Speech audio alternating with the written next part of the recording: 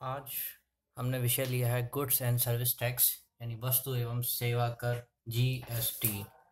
तो आज की इस वीडियो में हम जीएसटी के बारे में सारे फैक्ट्स के बारे में चर्चा करेंगे। चलिए आज देखते हैं क्या है जीएसटी। जीएसटी यानी गुड्स एंड सर्विस टैक्स यानी वस्तु एवं सेवा कर।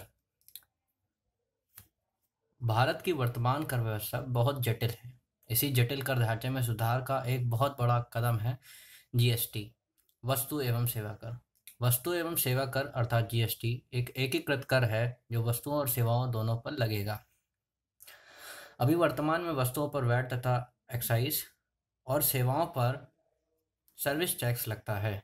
विभिन्न तरह के अलग अलग टैक्स जैसे मनोरंजन कर, चुंगी इत्यादि अप्रत्यक्ष कर लग रहे हैं। इन सभी तरह के टैक्सों की संपूर्ण टैक्स के रूप में लगाने के लिए जीएसटी को लाया जाएगा, जिससे ये सभी टैक्स लगाने बंद हो जाएंगे और पूरे देश में एक ही तरह की टैक्स जीएसटी लगेगा, जिससे देश में व्यापारिक गतिविधियों में आसानी आएगी और देश आर्थिक रूप से मजबूत होगा। आर्थिक सुधारों की दिशा में जीएसटी की अहम भूमिका होने वाली है।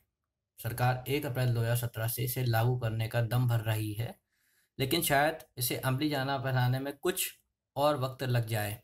मौजूदा समय में प्रत्यक्ष और अप्रत्यक्ष कर किसी उत्पाद पर कीमत उत्पादन से लेकर ग्राहकों के हाथ तक पहुंचने में दुगनी से लेकर तिगुनी हो जाती है।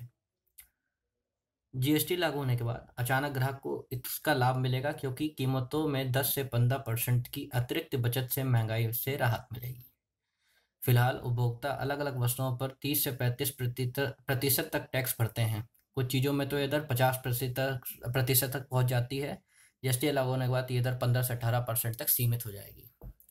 अभी के दौर में एक ही चीज़ की कीमत दो राज्यों में अलग अलग होती है, क्योंकि राज्य अपने हिसाब से टैक्स लेते हैं। लेकिन जीएसटी की व्यवस्था के बाद देश के सभी राज्यों में वस्तुओं की कीमत एक समान होगी। आम व्यक्तियों के लिए घर खरीदना सस्ता हो जाएगा, क्योंकि जीएसटी कानून बनने से वैट और सर्विस टैक्स इत्यादि लगना समाप्त हो जाएगा। रेस्टोरेंट में खाने खाने के शौकीनों को जीएसटी लागू होने से राहत मिलेगी, क्योंकि फिलहाल इस पर राज्य अलग अलग टैक्स लगाते हैं। अभी 6% सर्विस टैक्स के अतिरिक्त बिल के 40% हिस्से पर 15% टैक्स अलग से लगता है। लेकिन जीएसटी के बाद वे सारे करों के स्थान पर केवल 15 से 18% कर लगेगा। जीएसटी के स्वीकृत होने के पश्चात कर ढांचा समान होने के साथ साथ पूरी तरह से पारदर्शी होगा, जिससे कर विवाद लगभग समाप्त हो जाएगा। साथ ही कर चोरी पर लगाम लग सकेगा। ढेरों टैक्स कानून और टैक्स नियामकों का झंझट नहीं होगा, जिससे आम आदमी की आर्थिक सेहत सुधरेगी। एक टैक्स स्लैब होने से कारोबारियों को राहत मिलेगी। तमाम छोटी बड़ी कंपनियां इसका लाभ उठाएंगी। टैक्स को लेकर जो परेशानियां हैं उनसे मुक्ति मिल जाएगी और माल ढुलाई को लेकर अलग अलग राज्यों में लगने वाले टैक्स बंद हो जाएंगे, जिससे कंपनियों की बचत होगी और कारोबार बढ़ेगा। नए कारोबार लगाने वालों के लिए नए रास्ते खुलेंगे। साथ ही देश की किसी भी कोने में कारोबार लगाने के लिए वे स्वतंत्र होंगे, क्योंकि पूरे देश में कर संरचना एक जैसी होगी। वो भी मौजूदा दौर के टैक्स अनुपात से बेहद कम होगा। देश की तमाम छोटी बड़ी कंपनियां अपने कारोबार का विस्तार एक राज्य से दूसरे राज्य तक करेंगी, क्योंकि अभी जो तमाम तरह के सीमा शुल्क लग रहे हैं वो बंद हो जाएंगे। कंपनियों के कम खर्च होने से वो प्रोडक्ट्स की कीमत में कटौती करेंगे, जिससे सीधे आम आदमी को लाभ होगा। National council of applied research की एक रिपोर्ट के अनुसार जीएसटी लागू होने से देश की जीडीपी में 1 से 1.25% तक की वृद्धि होगी। जीएसटी लागू होने से केंद्र में central excise tax, duties of excise, medicine and toilet preparations, additional duties of excise, goods of special importance, additional duty of excise, textiles and textile products, additional duty of customs CVD, special additional duty of customs SAD, service tax, cesses, surcharge related to goods and service, ये सारे खत्म हो जाएंगे। तथा राज्य में state VAT, central sales tax, purchase tax, taxes on advertisement, state सेसेस and surcharge, taxes on lotteries, betting and gambling, luxury tax, entry tax, all forms, entertainment tax इत्यादि का अस्तित्व समाप्त हो जाएगा। जीएसटी लागू होने से केंद्र को तो लाभ होगा ही, लेकिन राज्यों को इस बात का डर था कि इससे उन्हें नुकसान होगा, क्योंकि इसके बाद वे कई प्रकार के कर नहीं वसूल पाएंगे, जिससे उनकी कमाई कम हो जाएगी। गौरतलब है कि पेट्रोल और डीजल से कई राज्यों का आधा बजट चलता है।